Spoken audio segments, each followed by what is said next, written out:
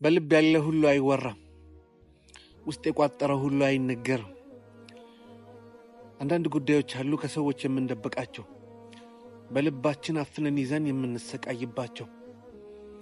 መውጣትና መናገር እንፈልጋለን፣ ግና የሚሰማን የለም፣ የሚረዳንም አናገኝም።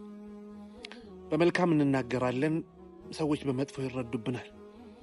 ታዲያ ይህ ሲሆን ከህመማችን ጋር ችለን ለማለፍ እንወስናለን።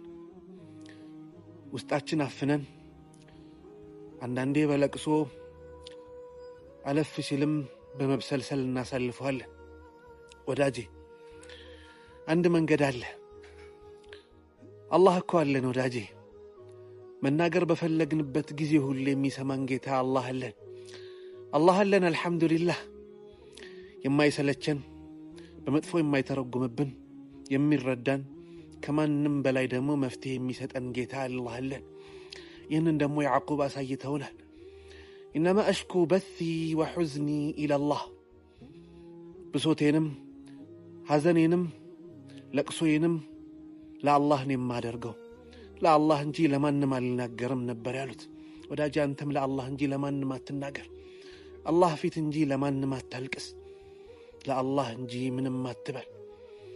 ለአላህ ስትናገር ልብህ ይረጋጋል፣ ነፍስህም ትሰክናለች፣ መፍትሄውም ይገኛል። ወዳጄ ፊትህን ወደ አላህ አዙር። ፊትን ወደ አላህ ማዞር ልቅና ነው። ፊትን ለሰዎች ማዞር፣ ችግርን ለሰዎች መናገር ግን ውርደት ነው።